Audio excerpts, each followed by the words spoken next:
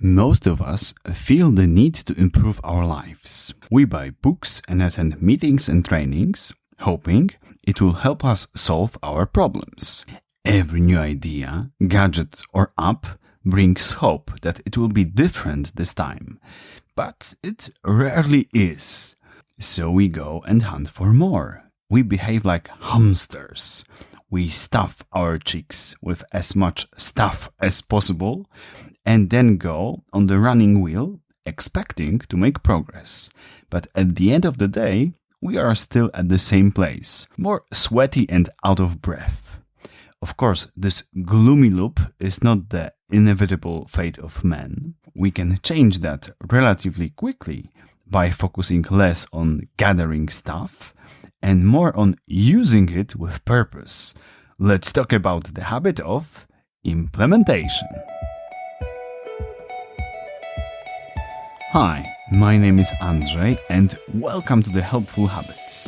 In this podcast, we'll learn how to employ good habits that will do the hard work for us, how to change our lives for the better, not by taking massive leaps, but with the help of small, easy-to-implement steps.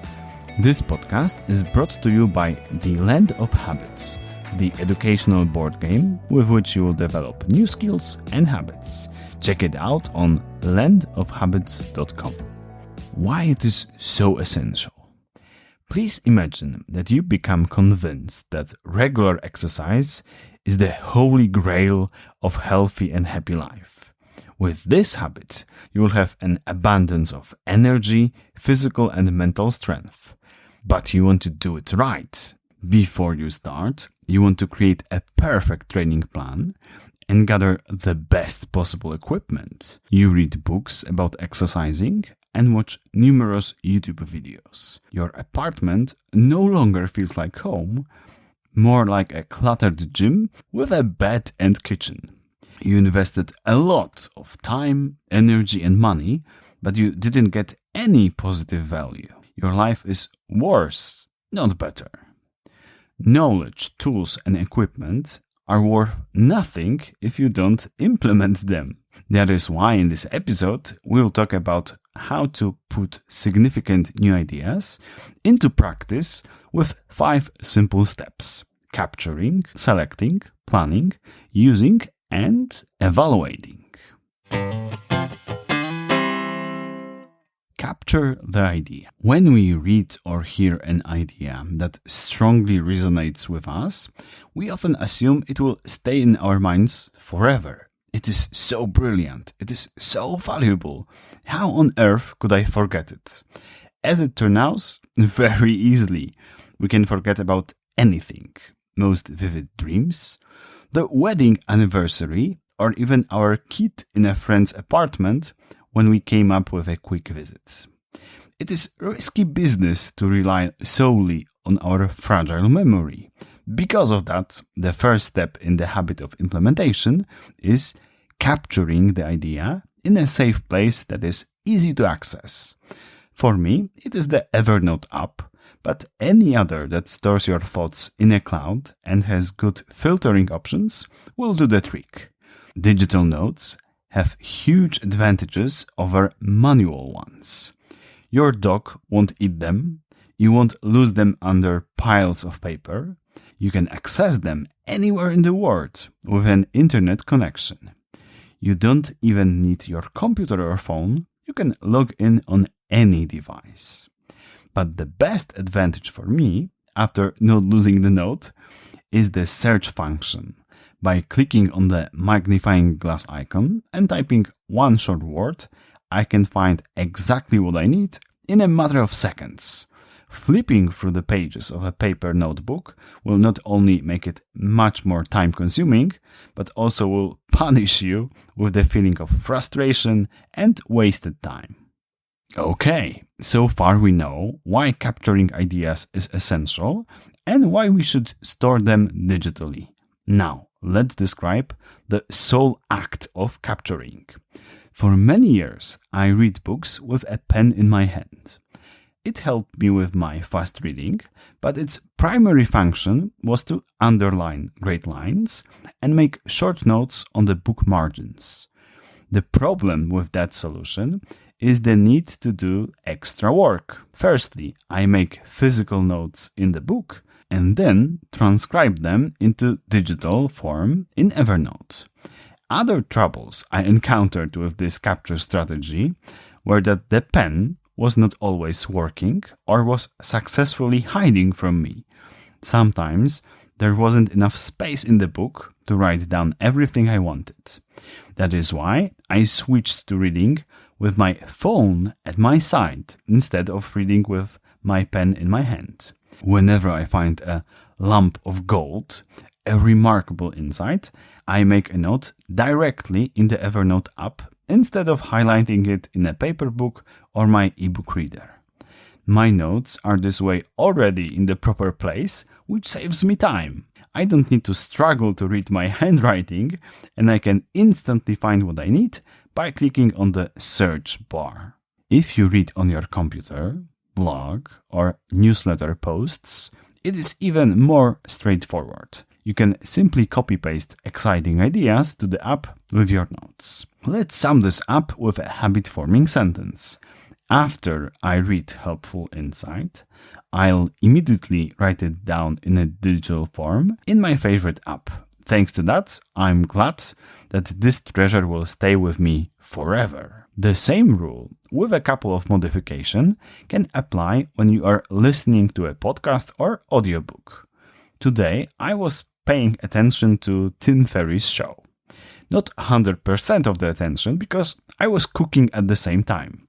Whenever Tim or his guest said something particularly interesting to me, I tapped on the pause button and wrote it down. Then I resumed listening and cooking. The most complex challenge is consuming audio content while doing a physically demanding activity like running or driving. In those cases, I limit the capturing process to recording the specific time of a show or book. I click on the clip or bookmark icon or make a screenshot. This way I can go back to it at a more suitable moment. Listen to this thought one more time and write it down. Selecting most useful pieces.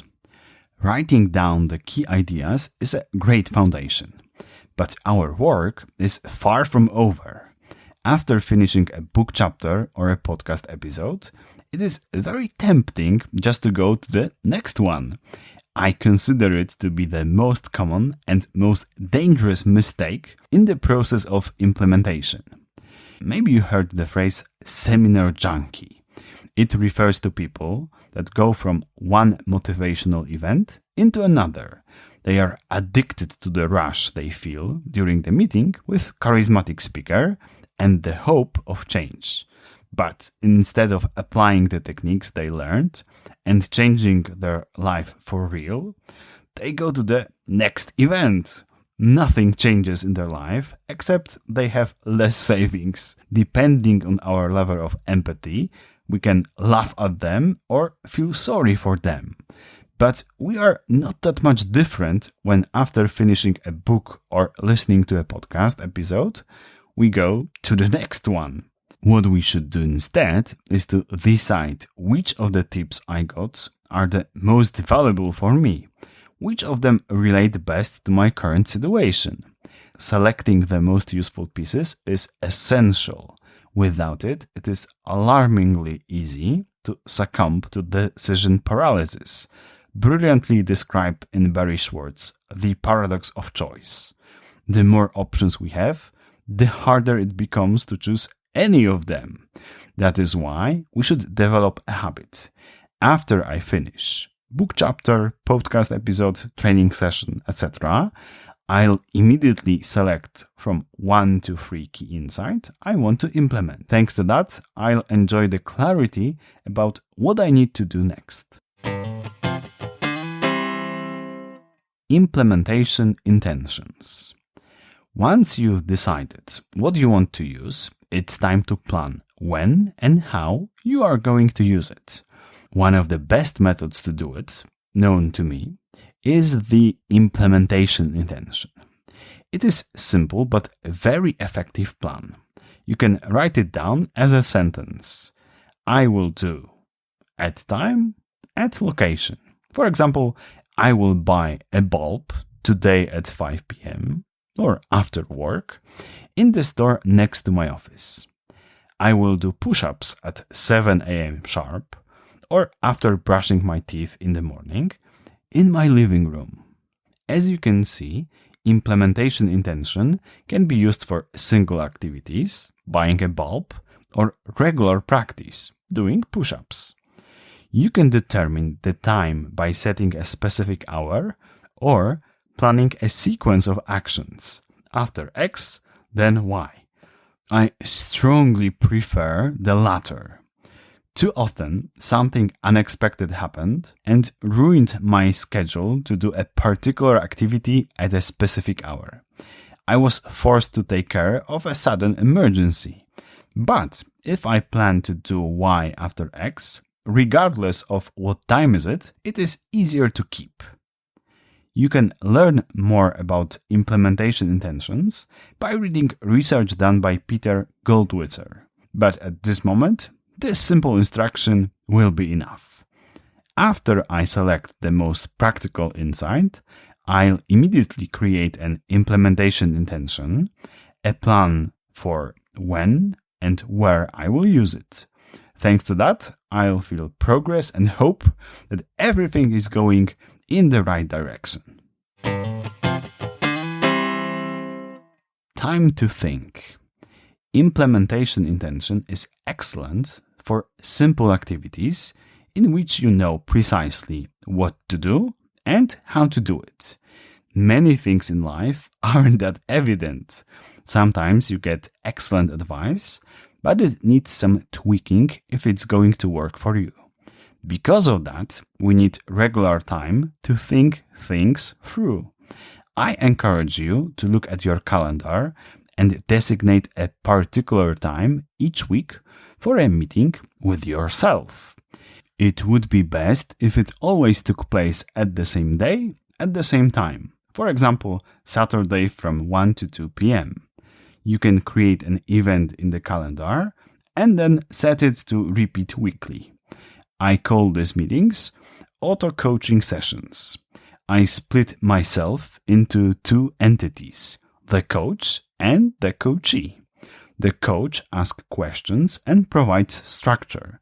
Coachee is trying to find the best possible answers and solutions.